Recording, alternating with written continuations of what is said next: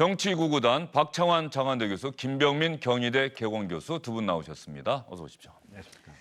문재인 대통령과 여야 5당 원내대표의 이야기를 두 분께도 여쭙도록 하겠습니다. 먼저 조금 전에 인광기 SBS 논설위원이 잠깐 언급을 해드렸습니다만 선거제도 개편과 관련한 문재인 대통령의 이야기 여러분과 함께 들어보도록 하겠습니다. 마지막으로 조금 말씀을 드릴까 조금 이렇게 망설여지기도 하고 좀 조심스러운 부분인데 요즘 선거 개편에 관한 논의가 국회에서 활발하게 제기되는 것을 보았습니다. 저는 아주 좋은 일이라고 생각하고 있는데 그 가운데 대통령이 좀 분명하게 입장을 표명해 줬으면 하는 그런 이제 요청이 있는 것을 보았습니다. 뭐 아시는 바와 같이 선거제도 개편은 여야 간에 이렇게 합의해서 결정이 되는 거고 대통령이 주도할 수 있는 그런 이제 사안은 아닙니다. 또 대통령이 너무 또 입장을 또 이렇게 좀 강하게 내면 혹시라도 국회에서 이렇게 좀 자유롭게 논의하는데 오히려 좀 장애가 될까 봐 그렇게 이제 망설여졌습니다. 어쨌든 국회에서 여야 간에 이렇게 합의로 추진될 문제다라는 점을 전제하면서 제 개인적인 생각을 말씀드리자면 저는 이 비례성과 대표성을 강화하는 선거제도 개편이 반드시 필요하다는 것을 뭐 어느 누구보다 일찍 주장을 해왔었고 아시다시피 2012년 대선 때 이미 그 방안으로 권력비율 정당명부 비례대표제를 공약했었습니다. 그리고 지난 대선 때에도 똑같은 공약을 되풀이했었고요. 어쨌든 그리고 저는 또 그래서 지난번 개헌안 때도 개헌안을 제시할 때도 개헌안 속에 그 내용을 담은 바가 있었습니다. 그렇게 비례성과 대표성을 이렇게 제대로 이렇게 보장할 수 있는 그런 선거제도 개편에 대해서 대통령 개인적으로는 강력하게 지지한다는 그런 말씀을 드리고 싶습니다. 문재인 대통령도 비례성과 대표성 강화하는 선거제도 개편에 찬성한다. 이런 이야기를 조심스럽지만 확실하게 밝혔습니다. 네, 오늘 뭐 이 얘기가 나올 거다라고 많은 사람들이 전망을 했습니다. 사실은 이게 여당 지도부 입장에서 보면 지금 이제 아직 전당대회 중이긴 하지만 여당 입장에서 보면 지난 지방선거에서 이 소선구제, 현행 소선거구제로 사실상 받은 표보다 더 많은 의석을 확보하면서 사실상 독점 구조를 지금 해왔거든요. 그럼 한국당이라든지 야당 입장에서 보면 자신들이 얻은 표보다 더 적은 의석수를 차지했습니다. 이제 이런 것들을 보면 지금 야당 내에서도 지금 뭐 바른당 내에서도 지금 경선할 때 그래서 연동형 비례대표제 얘기가 나오고 있는데 대통령 입장에서 이런 얘기를 꺼낼 경우에 여당으로서는 정치셈법을 해보면 손해일 수 있어요. 예. 다음 총선에서 더 많은 의석을 차지할 수 있는데 하지만 여당 지도부가 좀 곤혹스럽더라도 원칙적인 입장에서 정치 개혁을 하는 입장에서 연동형 비례대표제를 얘기하는 거는 너무나 당연한 얘기인데 이거 말고 또 있다라는 겁니다. 뭐냐 하면 지금 이제 이번 그 원내대표 초청 간담회가 사실은 북한을 이제 방문하는 문재인 대통령이 북한 평양 방문을 하는 거기 위한 전초적인 성격이거든요. 즉 국회에게 판문점 선언에 대해서 비준해달라고 부탁하는 자리였습니다. 이것을 해가면 지난번 판문점 고위급 회담에서도 북한이 왜 안 지키느냐 이런 얘기를 하고 있는데 봐라 내가 국회에서 비준까지 받아왔지 않느냐 힘이 실리는 거예요. 그러니까 그러려면 야당에게 선물을 줘야 되는데 이 야당에 대한 선물이 지금 야당의 지지율로 봐서는 이 선거제도를 개혁하게 되면 지금보다 어떤 합리적인 의석 분배가 가능하기 때문에 좀 그런 점에서 대통령이 조심스럽다라고는 얘기했지만 야당에게 좀 뭔가 좀 같이 좀 나 좀 밀어주시오라고 하는 애드벌론을 갖다가 오늘 띄운 거다. 예. 좀 이렇게 봐야 될 것 같습니다. 선거제도 개편과 관련해서는 사실상 야당이 뭐 자유한국당과 정의당이 거의 같은 목소리, 비슷한 목소리를 내고 있지 않습니까? 그래서 이 개헌을 고리로 해서 선거제도 개헌을 고리로 해서 야당 사이의 연합은 가능하다 이런 분석도 있었는데 오늘 대통령이 선거제도 개편에 대해서 야당과 나의 생각이 비슷하다 이렇게 얘기했다고 봐도 무방합니까? 실질적으로 그 야당 중에서도 바른미래당과 민주평화당, 특히 최근 지지율이 급상승하고 있는 정의당 입장에서는 상당히 반가운 얘기일 겁니다. 지금 있는 상황 그대로 2020년 총선을 치르게 됐을 경우에는 지금 있는 거대 이 여당과 제1야당을 중심으로 사실 정치편이 개편될 수 있는 가능성이 높고 지금 우리가 흔히 얘기하는 다당제의 근간을 만들었다고 하는 이 바른미래당과 민주평화당, 특히 정의당이 설 공간들은 그렇게 많지가 않을 수 있을 겁니다. 특히나 저는 이 발언이 나왔던 지금 이 시점이 문재인 대통령과 이 더불어민주당의 지지율이 조금씩 떨어지고 있는 시점에서 나왔다는 게 굉장히 주목되는 측면이 있을 거라고 생각하고요. 만약에 대통령 지지율이 70% 넘게 구사하고 있고 그 상황 속에서 더불어민주당의 지지율이 40%를 넘는 상황에서 계속 높은 지지를 유지하고 있었으면 이러한 선거구제 개편에 관한 이야기가 나왔을까라는 생각이 들거든요.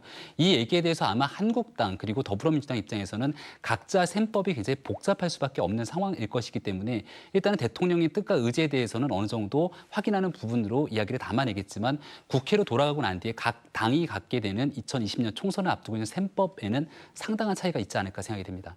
예, 상당한 셈법의 차이가 있다. 지지율 하락 시점에 선거제 개편을 얘기한 배경, 그 부분에 한번 주목을 해야 된다고 김병민 교수 이야기하셨는데 그렇다고 한다면 잠깐 언급했습니다만 문재인 대통령의 지지도, 여야 정당의 지지도 리얼미터가 꾸준히 정기적으로 조사를 해오고 있는데 오늘 발표된 겁니다.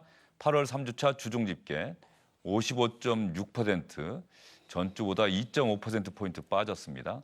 그만큼 부정적인 평가는 늘었네요. 39.1%. 정당 지지도도 함께 보여주십시오. 민주당 37%, 민주당 40% 깨진 게 거의 처음이지 않을까 싶습니다. 지난해 문재인 정부 출범한 이후에 3.6%포인트 빠졌는데 자유한국당 지지도가 오르긴 올랐는데 0.9%포인트밖에 오르지 않았습니다. 어쨌든 20% 선을 회복을 했고요. 바른미래당, 민주평화당 7.7, 2.7 두 정당 조금씩 올랐습니다. 바른미래당은 현재 새로운 대표를 뽑는 경선이 진행 중인데 2.2%포인트 올랐네요. 정의당이 0.9%포인트 하락해서 13.3% 기록했습니다. 대통령 국정 수행에 대한 지지도, 여야 주요 정당의 지지도 어떻습니까? 대통령과 여당의 지지율이 하락하고 있다. 이 흐름이 지난주부터 계속 이어지고 있다. 이렇게 볼 수 있을까요? 네, 뭐 사실 청와대나 여당으로서는 호재가 별로 없었습니다. 당 내부로 보더라도 안희정, 김경수, 이재명 계속 안 좋은 뉴스들이 쏟아졌고요. 여당으로 보면은 이 특활비에 대해서 두 번, 세 번 말바꾸기가 지금 일어나고 있습니다. 국민들이 여기에 대해서 매우 불신의 눈초리를 보이고 있죠. 경제 문제, 근본적인 문제가 여전히 어떤 그 해결의 기미가 보이지 않고 있고요. 이런 것들을 종합해 보면 특히나 북한과 미국 사이의 그런 어떤 평화에 대한 기대감도 아직까지는 좀 평양 방문이 확정됐음에도 불구하고 뭔가 좀 모멘텀이 국민들에게 이렇게 와닿지 않는 면들도 있습니다. 이렇게 외부적인 상황과 내부적인 상황을 다 고려해 보면 올라갈 일이 없다. 지금 계속 떨어질 수밖에 없는 상황인데 이것이 반등할 수 있는 모멘텀이 어디에서 나올 거냐? 이게 평양 방문에서 나올 거냐? 아니면은 어떤 정책의 어떤 공조, 아까 선거제도 개편을 통한 군소정당과의 어떤 연대부터 나올 거냐? 이런 부분들이 좀 다각도로 대통령이나 여권에서도 고민들 점들이 상당히 많은 것이 지금의 대통령의 워딩을 통해서 나오고 있는 게 아닌가라는 생각이 듭니다. 남북 정상회담 이런 이벤트들은 즉자적으로 국민적 평가가 가능해요. 뭐 성공적으로 이루어졌느냐 안 이루어졌느냐. 그런데 문제는 정책이라고 하는 것은 그 평가하는 데 시간이 걸린다라고 하는 거죠. 단순하게 그 정책이 국회 입법을 통해서 구현됐다 안 됐다 이게 중요한 게 아니라 그 정책을 통해서 국민들이 내 생활에 어떤 이로움이 생겼느냐 이런 부분 평가는 상당한 시간이 걸린다.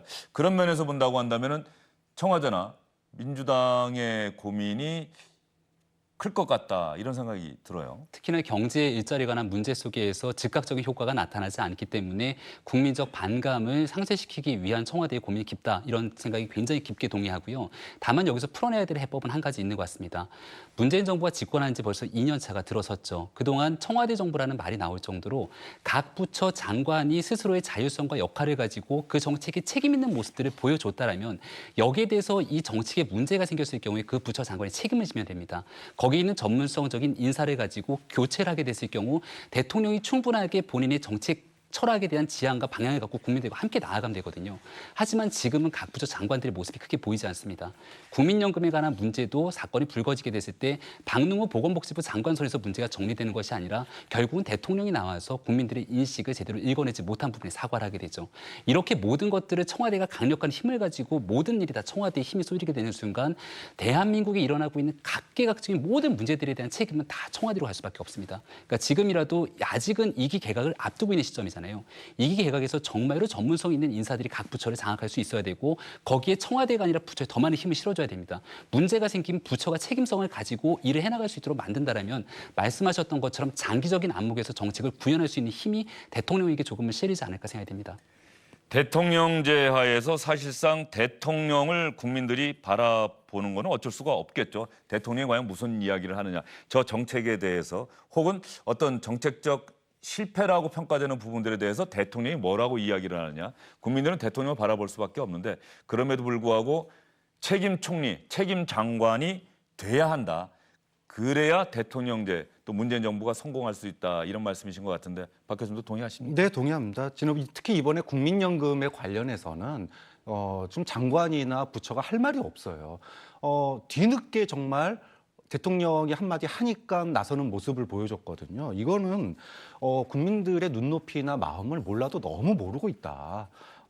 물론 자문위원회에서 나온 아니긴 하지만 65세도 지금 답답하고 그때까지 어떻게 하나라고 많은 국민들이 고민하고 있는데 이걸 68세 거기다가 내는 돈은 또 올리고 그러면은 제가 언제 68세가 될 줄 알고 국민들이 그 연금을 믿고 살겠습니까? 좀 그런 점에서 이런 이야기들이 조정되지 않고 또 어떻게 조율되지 않고 또 국민들에게 어떻게 받을지에 대해서 협의되지 않고 그렇게 나오는 것도 문제고 또 그것이 나왔을 때 장관이 그걸 갖다가 장악하고 이건 아니야 또는 이건 내가 소신을 걸고 하겠어라고 얘기를 했다라면 전 또 다르다고 봅니다. 근데 그것도 아니에요. 예. 그런 측면에서 보면 과거 우리가 박근혜 정권이나 또 이명박 정부에서도 이런 얘기가 많이 나왔었습니다. 대통령 혼자 단독 드리블로는 오래 못 간다. 결국은 책임 총리제 또 책임 장관제 이런 부분들이 통해서 정책의 연속성 또는 신뢰 이런 것들을 가질 필요가 있는데 문재인 정부에서도 그건 예외는 아니라고 봅니다. 예.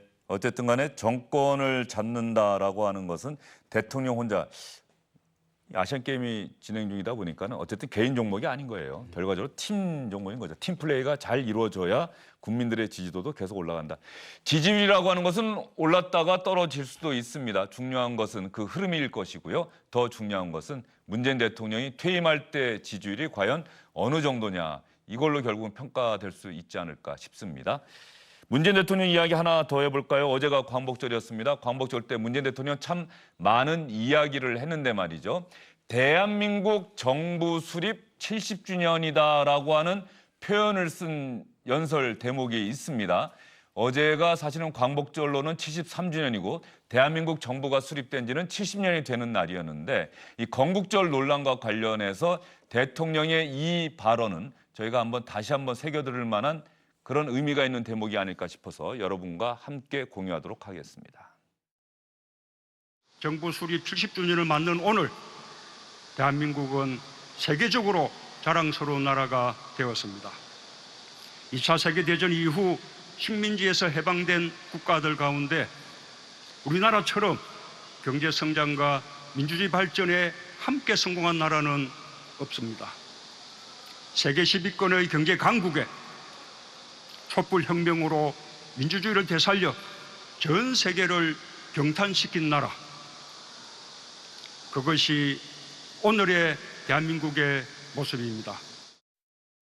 문재인 대통령이 분명하게 정부 수립 70년이라는 표현을 썼어요. 그리고 또 하나 김병민 교수님께 질문을 드릴 텐데 어제 경축식이 끝나고 그다음에 어떤 전시회 같은 게 있어서 대통령이 그것도 봤거든요. 네. 여기서 대통령이 의미 있는 이야기를 한 대목이 있습니다. 한번 그림 한번 보여주시겠습니까? 문재인 대통령이 어제 경축식이 끝나고 나서 특별 전시, 대한민국 정부 수립 경축 행사 특별 전시라고 하는 행사 전시회를 봤습니다. 이 전시회를 보다가 문재인 대통령이 문재인 대통령이 김정숙 여사와 함께 보고 있는데 그 대한민국 관보 1호 전시물에 대통령이 상당한 관심을 보였습니다. 대한민국 관보 1호에 대한민국 30년 9월 1일로 되어 있잖아요 라고 문재인 대통령이 지금 저렇게 지금 의미를 부여하면서 질문을 한 대목이 있습니다. 지금 관보에 손을 짚는 부분이 대한민국 30년 9월 1일. 그러니까 대한민국 임시정부가 1919년 4월 13일에 수립이 됐기 때문에 대한민국 30년이라고 하는 건 1949년도를 얘기하는 것이 아니냐라고 그해까지 해서 포함하면 1948년이 되겠죠. 네, 48년 9월 그렇죠. 1일. 그렇다 보니까 결국은 얼마 전에 얘기했던 건국 100주년에 대한 이 역사적 논쟁이 다시 한번 촉발될 수 있는 계기가 되지 않을까라는 생각이 드는데요. 학자들마다 저마다 입장이 조금씩 다른 것 같습니다. 사실 이 문제가 대한민국에서 뜨거운 논쟁이 됐던 거는 그렇게 긴 시간이 걸리지 않습니다. 얼마 전에 있었던 이 박근혜 정부에서 사실은 이 건국절 논란을 촉발시키기도 했고요. 국정교과서 논란이 있기도 했습니다만은 대한민국 헌법은 분명하게 대한민국 임시정부의 법통을 계승한다라고 명기가 돼 있거든요. 하지만 그럼에도 불구하고 대한민국 임시정부의 시작점이 대한민국이 지금에 있는 1948년 8월 15일에 정부가 수립되는 그 시작점을 그대로 얘기할 수 있는가에 대해서는 학자적 논쟁이 있기 때문에 이것을 모든 국민들이 하나의 의견이 취합되기 전에 건국 100주년이라고 못을 박는 것에 대한 논쟁, 이거는 좀 소모적인 논쟁이 되지 않을까라고 하는 우려가 있습니다. 문 대통령이 건국 언급 안 했다라고 하는 대목은 어제 광복절 경축식에서 건국과 관련한 이야기를 하지 않았다는 그런 내용의 자막이 나간 거고요. 문재인 대통령은 뭐 끊임없이 대한민국 건국은 대한민국 임시정부가 출범한 1919년 3.1운동 직후에 그때가 대한민국의 시작이다라고 하는 인식을 나타냈고 내년에 아마 대한민국 건국 100주년 대대적인 경축 그런 이벤트들이 열리지 않겠습니까? 네, 저는 건국 100주년이 소모적인가라고 하는 거에 대해서 다시 의문을 던지고 싶어요. 왜냐하면 미국의 독립기념일 누구나 다 알다시피 7월 4일입니다. 근데 미국의 독립기념일은요, 정부 수립일을 기점으로 하고 있지 않아요. 즉, 13개의 주의 식민지 대표, 영국의 식민지 대표가 영국으로부터 독립하겠다라고 선언한 날을 기준으로 해서 독립기념일을 삼고 미국 최대의 명절로 쓰고 있습니다. 그 이유는 뭐냐면 정신을 기리겠다라는 거예요. 미국의 정신은 여기서부터 시작하겠다라고 하는 정신을 기리는 게 독립기념일이다. 자, 그러면 우리나라에서 8월 15일 날 정부 수립이 된 건 맞죠?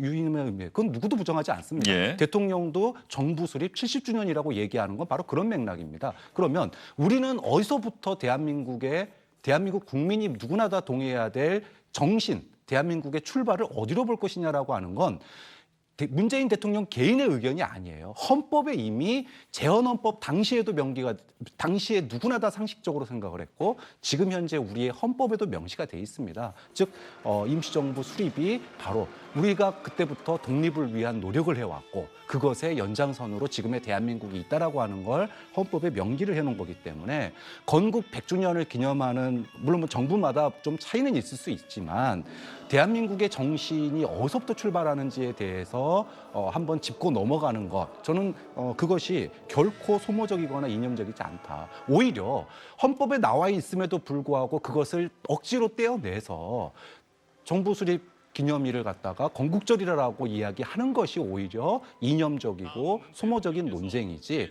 헌법에 나와 있는 헌법을 지키는 헌법 정신을 가지고 대한민국의 정신을 기리는 건국 100주년 행사가 이게 이념적이고 소모적이다라고 하면 도대체 그럼 대한민국은 어머니 아버지를 어디서 찾아야 될 것이냐라고 하는 점에 대해서 그래서 좀 지금 현재 한국당 내에서 48년 8월 15일을 건국절로 보는 이런 거에 대해서는 좀 우려스럽다라고. 예, 두 분 교수님께서는 상당히 명쾌하게 말씀해 주셨습니다. 대한민국 헌법에 이미 대한민국의 시작은 대한민국 임시정부라고 명백하게 돼 있지 않느냐. 그 헌법에 따르면 될 일이다. 이렇게 두 분의 생각을 말씀해 주셨습니다. 조금 전에 경축식, 어제 열렸던 경축식의 그 주제, 제목을 보니까 제73주년 광복절 경축식 겸 정부 수립 70주년 기념 경축식이다 이렇게 돼 있습니다. 이렇게 표현하는 것이 어떤 면에서 보면은 또 명확하게 정부 수립 70주년이다.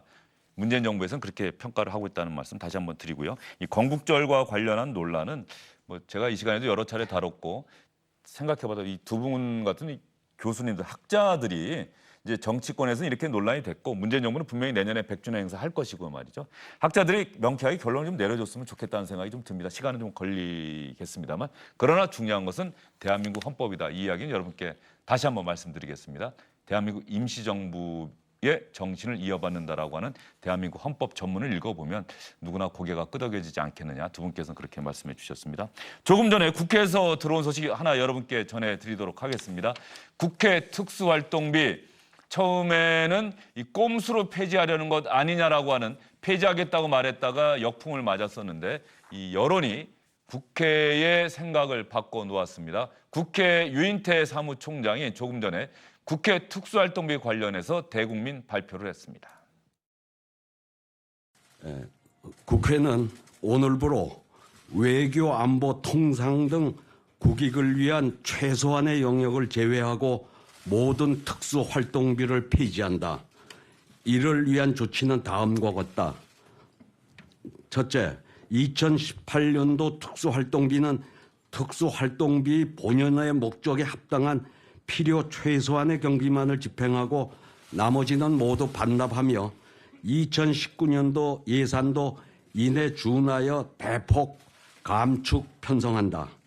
이에 따라 관행적으로 집행되던 교섭단체 및 상임위원회 운영지원비, 국외 활동 장도비, 목적이 불분명한 식사비 등 특수활동비 본연의 목적 및 국민의 정서와 맞지 않는 모든 집행을 즉각 폐지한다.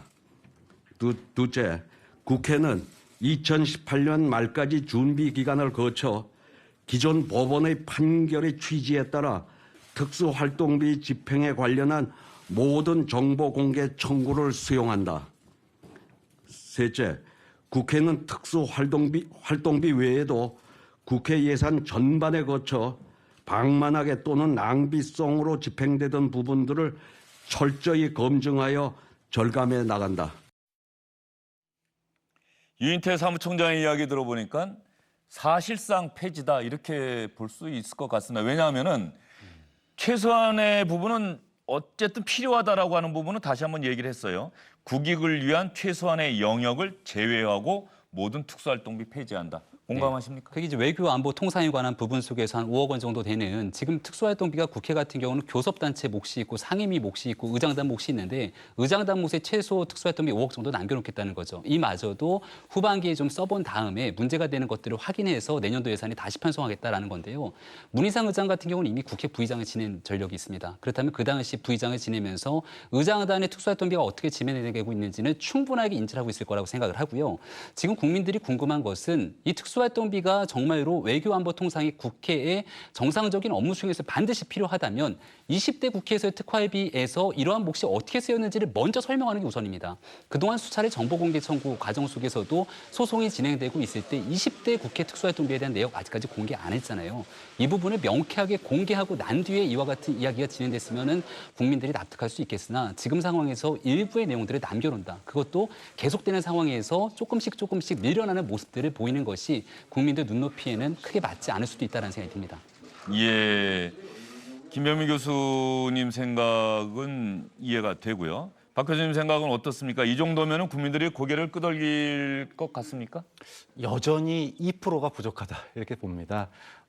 납득이 안 되는 부분이 있어요. 그러니까 그냥 추상적으로 보면은 외교 안보 통상 국익을 위해서 일정한 비용이 필요할 수 있겠구나라고 생각을 해보지만 이 특활비라고 하는 것이 논란이 됐던 것 자체가 이거를 관행적으로 써온 것도 문제였지만 국회는 어떤 모습이어야 되는가라고 하는 겁니다.